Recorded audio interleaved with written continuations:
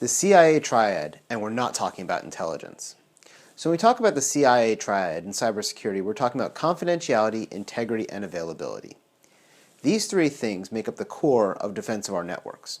If we can guarantee the confidentiality, integrity, and security of our networks, we will have a secure network for us to operate in. Now, as a hacker, what we always focus on is how we can breach the confidentiality, integrity, and availability. So what is confidentiality? Well, confidentiality answers the question of how secure is the information and how secure does it need to be. So if we have information like our social security number or our date of birth, that's information that we want to keep private because we don't want attackers to get that information. Conversely, if we look at something like my personal website, I want people to be able to see that, and so I have that out there without confidentiality attached to it. So it's not that you always need confidentiality or you don't need confidentiality, it really depends on your use case. So what are some good ways to protect your confidentiality? Well, some ways that we do this are physical things. For instance, if I have a file that I want to keep confidential, I might put it in a safe and lock it up. If I have information I want to keep confidential, I might use that as encryption, and I'll scramble up that data and save it in a different format so that people can't read that information. These are two ways that we can use confidentiality, and as an attacker, we look for the weakest part of the confidentiality train so that we can break into it and get the information that we want.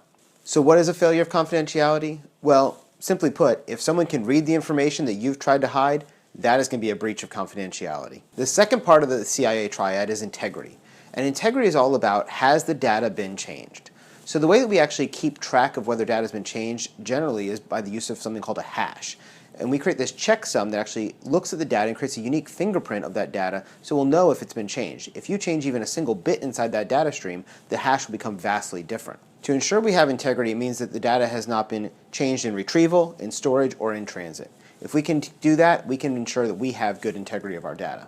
A failure of integrity is what happens when we have data that gets changed. So, for instance, if you look at your account balance and you have $1,000 and I change that to be $10, that would be a failure of integrity. The third part of the security triad is availability. And availability really focuses on, is the data available to be retrieved when you want it to be retrieved? So, if a server is up, that's good. If the server is down, it has no availability. The way that we can get availability is that we can have redundancy in our networks. So if I have two servers performing the function of one, if one went down, the second one would take the load. There would still be good availability. One of the most important things in availability is having good backups and good disaster recovery. For example, if I'm an attacker and I go after a server with a denial of service attack and I take down the server, can the company restore to another server in a very short amount of time? If they can keep their availability up and keep their customers happy. But if they can't, then I can actually take this network offline by doing my denial of service. Their availability does suffer. So the last thing we want to talk about when we talk about our CIA Triad is that it's not actually a perfect triangle. So really what comes down to is each of these things are important, but they're always important in different amounts depending on your use case scenario. Sometimes you'll have people who try to get this perfect balance of all three, and honestly that just doesn't happen most of the time. Let's look at a couple of examples. So, in this example, I have a high confidentiality, high integrity, low availability. Now, what would be a good example of that? Well, let's say I have something that's really, really secret and really, really important and I don't want it to be changed. Like, let's say I have some top secret plans for the new Death Star. I wouldn't want the rebels to get a hold of that, so therefore I'm going to take that and I'm going to encrypt that data, giving confidentiality. I'm going to do hash checking so that if somebody makes a change in the plans, I'd be able to detect that. But I might lock that inside a safe and put that safe inside of a locked room and that room inside of a locked building, and so it's really hard to get to. So my availability might be low, but I'll have very good confidentiality and very good integrity. That's really important if you have important data that needs to be kept safe. Another way to look at this is where we have low confidentiality but high integrity and high availability. A good example of that would be a website. For example, if you go to my website, I want you to be able to see the images and the text that I put up there, meaning that it has good integrity, that it hasn't been changed. But I also want it to be highly available. I want anyone to be able to get to it. There's no usernames needed, there's no passwords needed, because I just want you to be able to view it.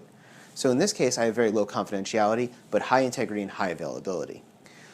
So the last thing we want to talk about is this trade-off that occurs. We have this trade-off that happens between operations and security, and it always happens. If you look in your workplace environment, you will want to have high operations because you want to be productive and make a lot of money in your company. But you also want good security. And the problem is, as you increase security, often the operations end up suffering. And the reason for that is there's always this trade-off. For example, if I require everyone to log in with a username and a password and a token, that's a little bit harder on operations, so it slows them down, but it gives me much better security. Conversely, if I let everyone just log onto the computer with a shared account that everybody has the same username and password, I have zero security, but it's very quick and efficient to do. So there's always going to be this trade-off, and we have to consider that when we build our systems. Now, as an attacker, we're always going to be looking at where are those places that operations has taken over and security has lapsed. For example, if 5 people are using the same username and password, I can go after any one of those 5 people using social engineering attacks and be able to get that username or password, and now I can break that system.